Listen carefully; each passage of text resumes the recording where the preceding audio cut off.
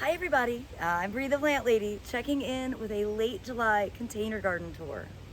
Now believe it or not, this very heavy harvest basket was entirely grown from containers. This is why I love container gardening so much.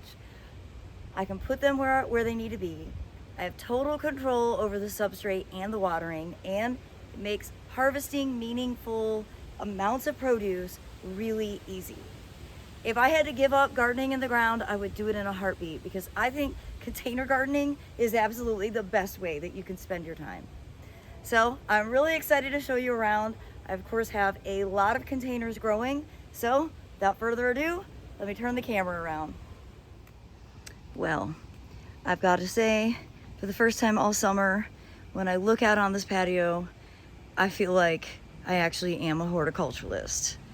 All of these containers are doing so well, above and beyond my expectations. I'm of course especially in love with the wall. The coleus side looks incredible. The pots of black madras rice at the base also look incredible. It looks like this one may have gotten some green mixed in, but I like that mix. All the blueberries are done fruiting, but they were really productive this year. The wall, literally the property screen, filled with heirloom tomatoes. Look at how tall they've gotten. Of course, those are all in containers. I can't express the level of joy that I feel when I walk out or I see this view from my kitchen window.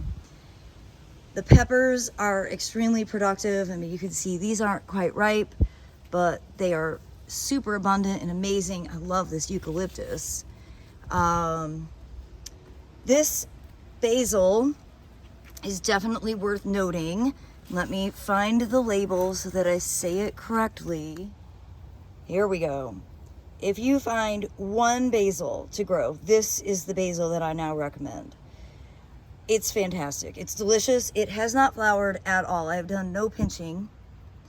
Every other basil that I'm growing, I've had to do major cutbacks on. I mean, look, this one behind it, it's flowering.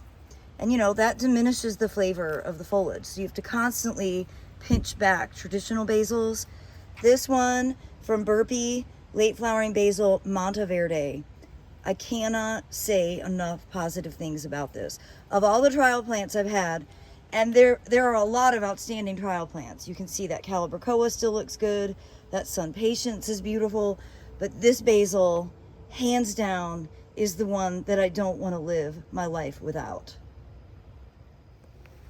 So this section, obviously the plants are super happy growing in veggie mix. I mean, look at, it's just bonkers how things have grown. They do dry out. They have to get watered every day unless we get rain. Fingers crossed we're getting another rainstorm today. But you can see the scented geranium is doing so well. I've got lots of tomatoes in here, even though these are in a lot of shade. So I really like this type of container. It's tall, holds about 5 gallons of soil. You can easily grow multiple things in the pot without the roots having too much competition. Now this little section of succulents that I had intended on moving but haven't, everything looks really good. So they're probably just gonna stay here. And then you can see that the citrus is doing quite well, although this one, I have some random dieback on. I don't understand, but I also have a lot of fruit. So that's exciting. This variegated one has really suffered with spider mites, but the new growth is clean. So I need to just get some new biological controls, which I met a great company at Cultivate. So I just need to follow up and place an order. His spider mites, you can see how the foliage is lacking luster, whereas the new growth looks nice and healthy, and that's just a matter of spider mites or not. And then this citrus, which I had rescued from a friend, is growing a lot of fruit, but it's got mealybugs. So gotta get on spraying some biological OMRI certified stuff to navigate these issues. I'm not really a citrus expert. These are the only 3 citrus plants I've ever had in my life, but it's my goal to keep them alive and keep them healthy. Now these tomatoes over here where they get about 2 hours of direct sun have done really, really well. And I know I keep saying this, but I think it needs to be said. If you're living in the South, you should not be growing your tomatoes in full sun.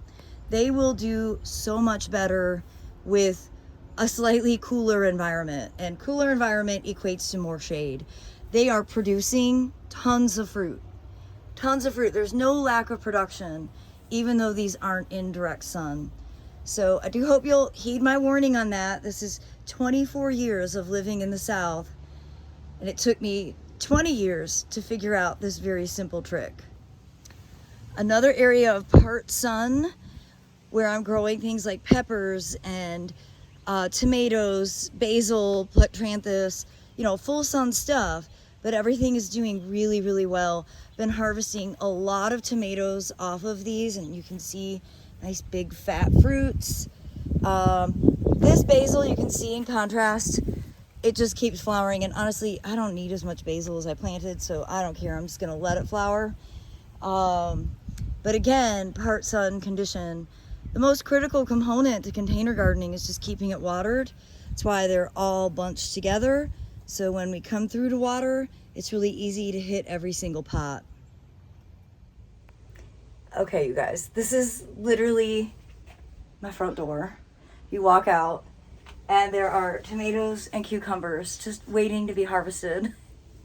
I think this might be the coolest thing I've ever done. So it's the tower garden, which is an aeroponic system, so it's totally soilless. It's all water. I've been growing in it for at least a decade. It's hands down the most productive thing. It's got a big tank. You put nutrient solution in it.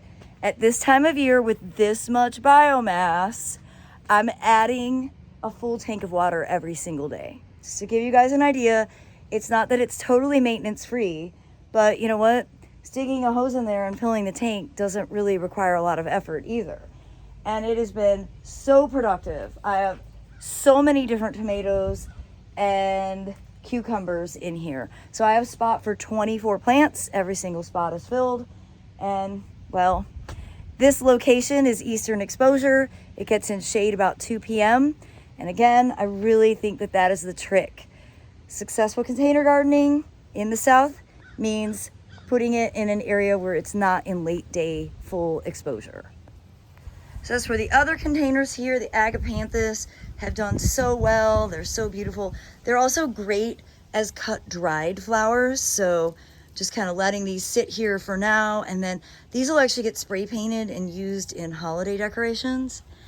But I'm really excited to show you the sugarcane. And granted, I probably should move these pots so that they have a better, they're not so crowded.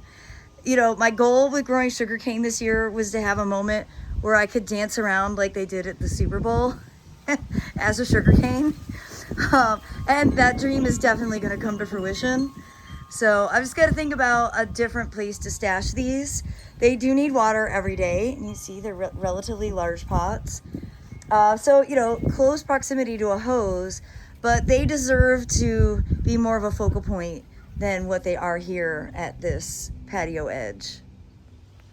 So it took a while for the rice to really get established. And if you remember, I had a whole thing with the raccoons coming in and disturbing it and digging it out. So I'm really happy to see how well it looks, how great the fruit snack apples are looking. You see this side, the rice is really taking center stage. And this one, look, it's already starting to form seed heads. So that is really cool. I wanted to show you the apple. The one apple that I have, it's out of reach of the deer, which is why it's here. And you can see below, the deer can reach it and they eat. But I'm so proud of this one apple. It sounds stupid, but this feels like the greatest accomplishment ever. Between deer and drought and just living in the South in general, apples are really hard to grow.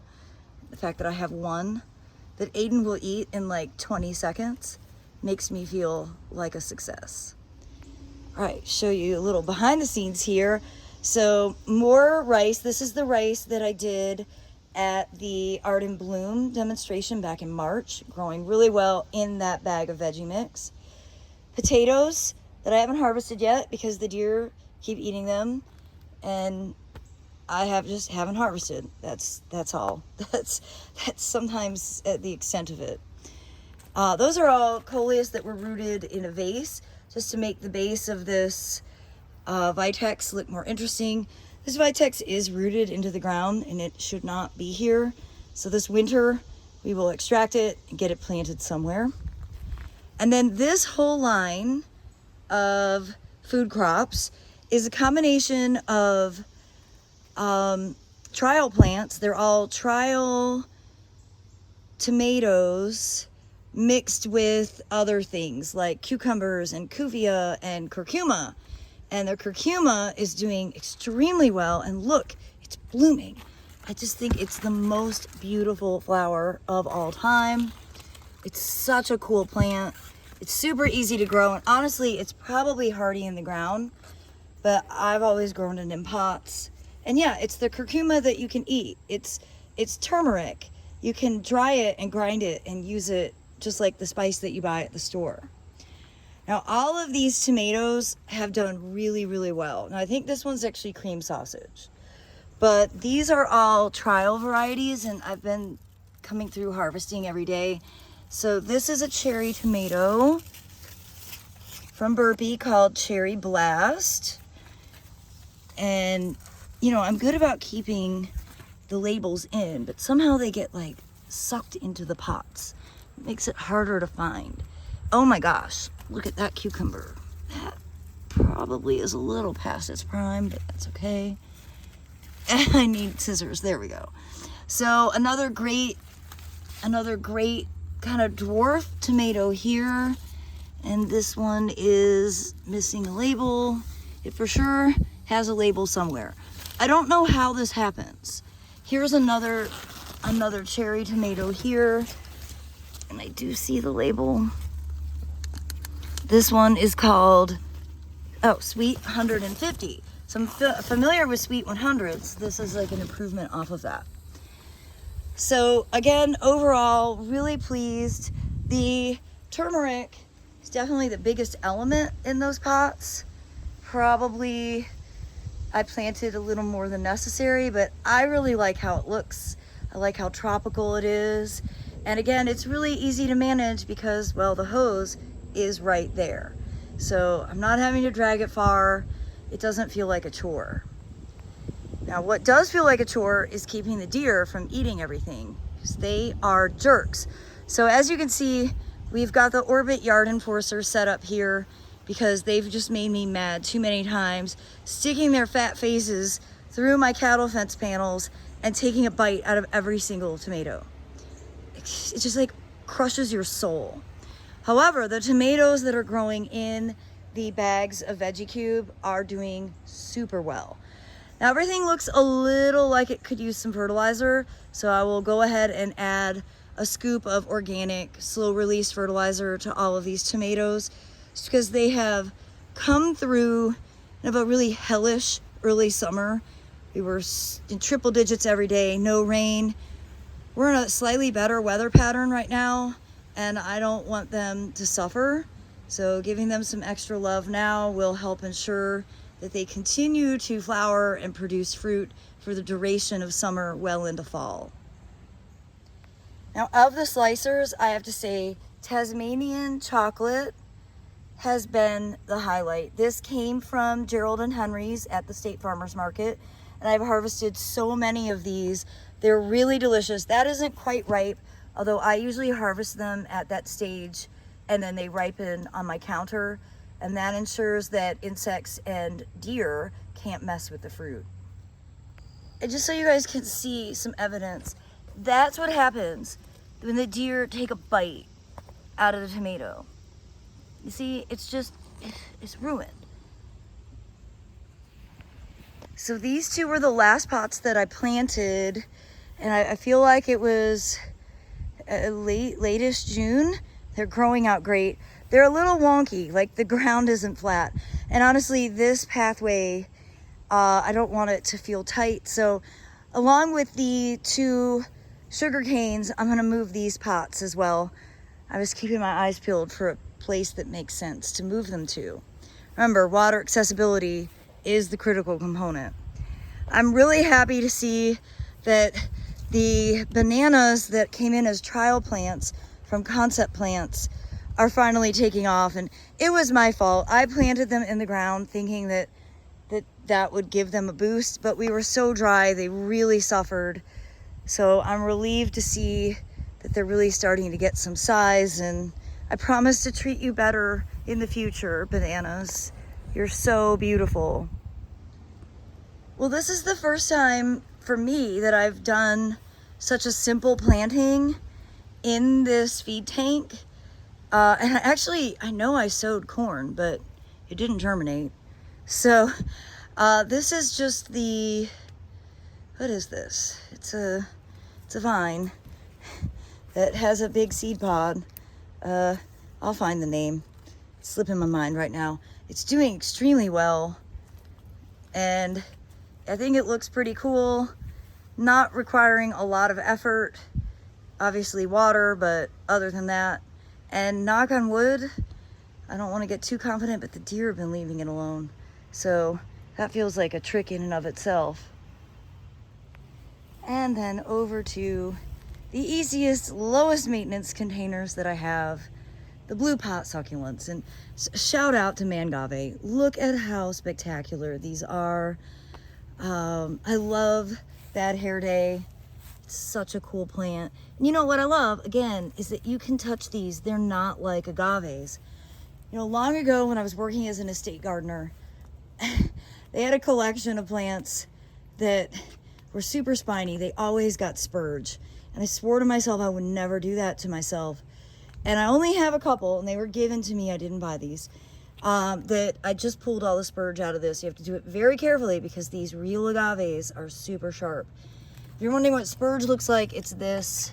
It's a really common, long taproot weed that absolutely grows everywhere. Drought, heat, doesn't bother it. I wish that there was a world where I could appreciate plants like this, but I can't. That's not gonna ever be my mentality. But overall, this little collection, it makes me so happy. I know that it doesn't need constant management, and well, it's one of the few areas where the deer, knock on wood, aren't eating all the bulbini. Everywhere else that I have bulbini, the deer are eating it every day, really to the point where it's probably gonna die. Now these pots, I probably need to move because they're getting a little overrun by all of the awesome vines that I planted here. So easy enough, just pull this up and put it somewhere else. Of course, it weighs a ton. Probably need to use both hands. Well, everybody, I hope you'll be inspired by my late July container garden tour. As I've said, I think container gardening it's always been a favorite aspect of growing plants, but it's increased significantly, especially with this year's significant drought. Container gardening just affords you so many opportunities to be more in the driver's seat than when you're gardening in the ground. So I hope that that'll encourage you, where you don't need a massive yard to container garden. You can just have a patio. The most critical component is your ability to keep the pots watered. So place them in convenient locations, and the sky truly is the limit. Well, thanks as always for tuning in. I look forward to sharing more updates, and happy gardening, everybody.